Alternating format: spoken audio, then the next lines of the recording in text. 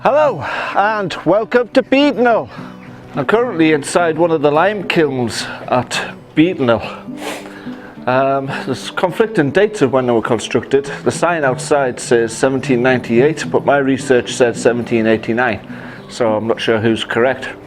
They were made for obviously making quicklime, and they exported the quicklime to Scotland until 1822. Now there's a good guess, possibly, that the reason why they made lime here instead of somewhere else where there's more limestone, for example, is because it might have been used as cover for smuggling.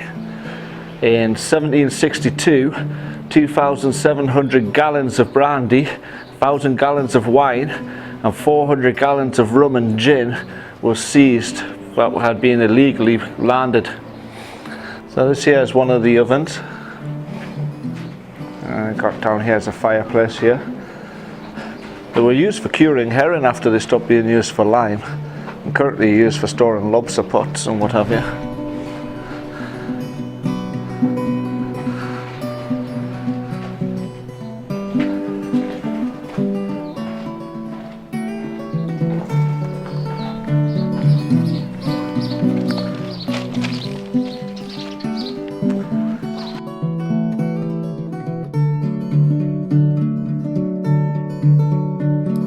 Sea of a million pebbles, saw a man walk alone. Aquamarine blue the sky, was he heading for his home, or left it behind him, now travelling on his way?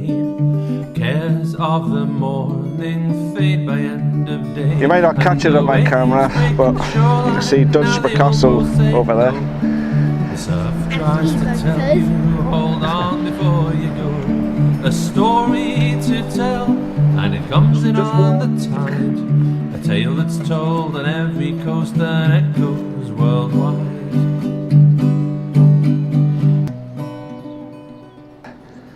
Now I've got access to a book called The Natural History and Antiquities of Northumberland by John Wallace. It dates from 1769, and in the book he writes, an indurated deep red ochre, harder reddle or red chalk of Orphers, is dug among the sea rocks of Beadnell. It is heavy, of a firm compact and even texture, of a smooth surface and somewhat unctuous, which means that's slightly greasy. It stains the hand extremely much and melts freely in the mouth. Of an astringent taste, pure and free from grittiness, makes no ebullition in water, no bubbling that means, and with difficulty diffuses or moulders to pieces in it. It does not effervesce with aqua fortis. In fire it acquires an additional hardness and a darker colour. It is highly valued by painters and other artificers for its fine colour. It's said to make excellent crayons, but not to mix with oil for painting. It continues to talk about its uses in German medicine before continuing to mention another florid red ochre that is dug from the same rocks.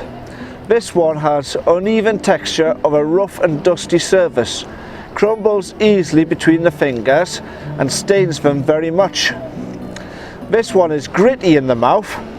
It fizzes in water and instantly moulders into a fine soft powder, and is much used in painting. So we've come for two different types of red ochre, both from the same spot, both used by painters.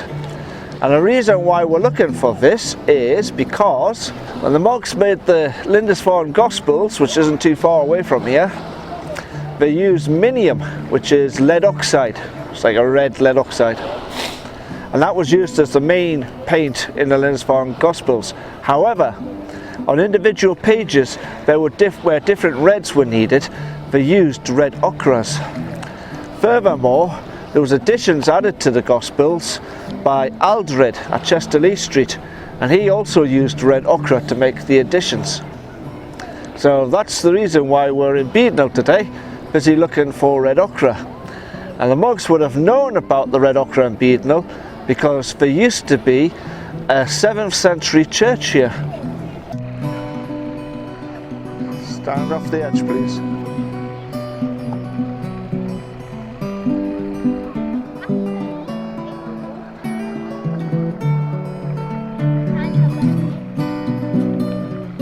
So the question is, where we're going to find red ochre? Certainly not on the beach.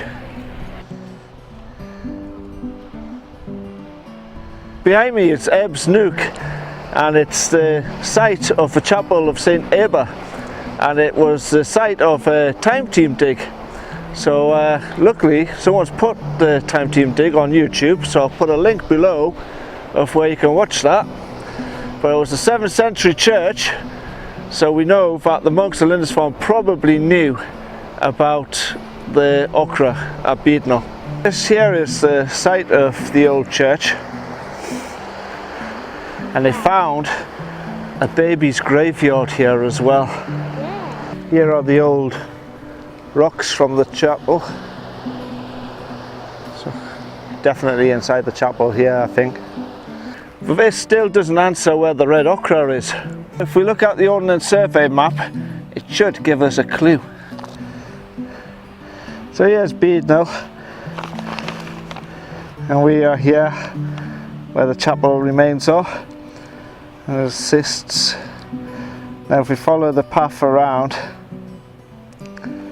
there's a point called here, called the Red Bray, which means red point. It's also known as Del Point. That sounds to me like a clue as to where we can find the red ochre. Through all the rocks on the very far end, you can see a bit of red cliff, and that there is where the red ochre should be. So I've brought a rock hammer just in case we need it, and we'll head over there and have a look, and then afterwards we're going to do a bit of rock pooling with my daughter. He put down what he carried, he took some time to rest, arms folded across his knees and sunset in the west, looking far beyond the sea to the edge of the world, above the setting sun. Now evening clouds unfurled, like sails of a distant ship now glimpse beyond the wind, chasing the world's edge and distance calls to him. Between here and there, there's always far to go. You can make the journey fast, or you make it really slow. Horizon rose to hide the sun, time to move on. Pebbles crushed underfoot, light all fading gone. Velvet softness of the night, it lays upon the shore. Crashing waves tell a tale in the ocean roar, and the waves breaking shoreline now feel no say hello. So that there is Red Bray over there, and we haven't been on the beach for like 2 minutes and we've already finding loads of samples. So there we go, already finding samples. It's like littered with it. However, we haven't found yet an oily substance. These are quite brittle. Also, these samples that we're picking up here, see there's loads of them. Lots of red ochre. I'm going to put it in my bucket. It's very hard and dry. It's not oily, and it's not mocking our fingers red either. So we're right up to the point here.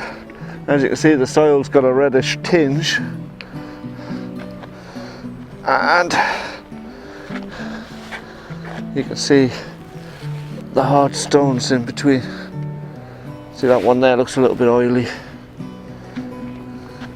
The footing's not very good here.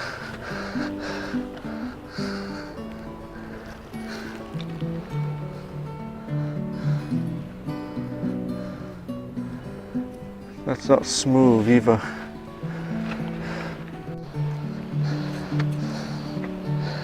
So there's a bit that's just been taken straight out of the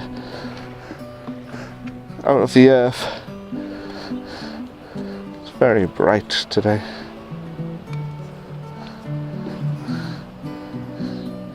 And this looks as though it might stain if I put some water on it.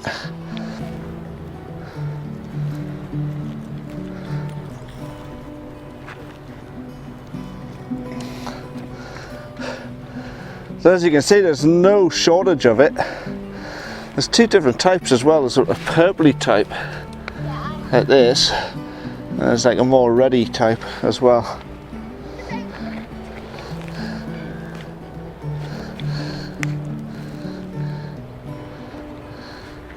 So I think mission accomplished before we even started. I didn't even need to have the rock hammer. Now we found the red ochre, which was really easy to find. We'll go and do some rock pooling, I think.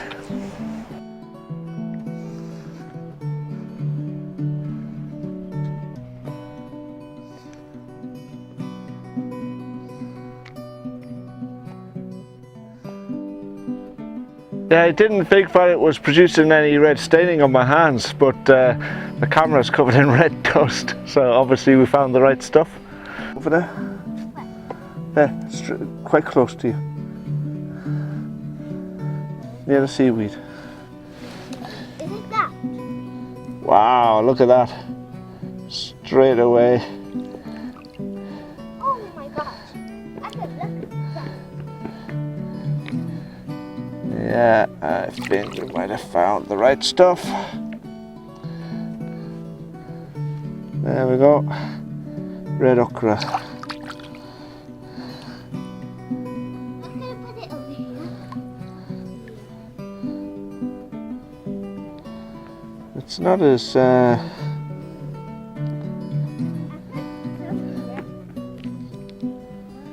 it's not as good as the yellow ochre I got earlier. Yeah. But that's definitely the stuff. Oh, look at the state of the rock. Haha. I did this one as well. If you keep the net in the water, yeah, it'll not disturb the surface and you'll be able to see better. You see it? Oh, that was just...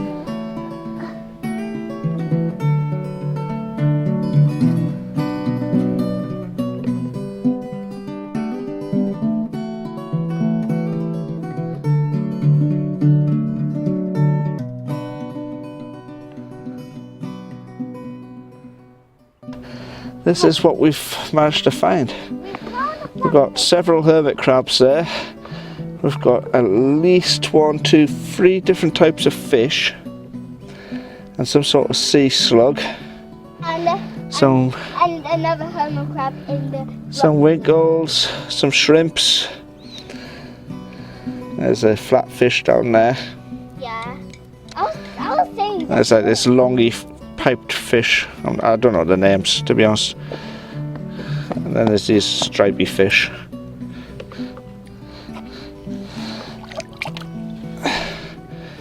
There's some nice coloured rocks in there as well. Yeah. I got some of the rocks. So, you had a good time? Let's take the roll out. Yeah, we'll put them all back. So, we've had a good day at the seaside. Been rock pooling. We found our red ochre, which is the reason why we chose that spot. And we had a little explore of the history of the old chapel that used to be there. Our time team dug up. And on the way home, we've come via Bamburgh, and we're going to call in at the Grace Darling Museum because my daughter has been learning about Grace Darling at school. Horse I'm on is going late. The lighthouse on the shore is broken. Now I'm stranded all the more. soon that light shall be replaced. Rebirth me and give me a new name. And though the forest seems so vast, through the clearing has revealed another path. Try, but if I sprint, and I'm shot down by the hunter deep within. William Darling. Grace Horsley Darling, a daughter who died October the 20th, 1842, aged 26 years. She died of tuberculosis, TB. 28 years And this is where she's buried. And then this was a memorial that was paid in part by the Queen of England, Queen Victoria. Although she's not actually buried here. She's buried in the family plot. That's the end of our day out at the beach.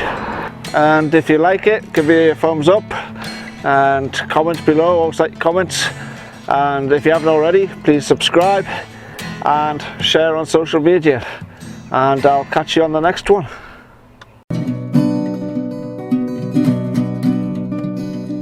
On a sea of a million pebbles, seen a man walk alone. Aquamarine blue the sky, was he heading for his home or left it behind him, now travelling on his way? And the cares of the morning fade by end of day, like the sails of the distant ship now glimpsed beyond the rim. It's chasing the world's edge, the distance beckons him. Between here and there, there's always far to go. You can make the journey fast, or you make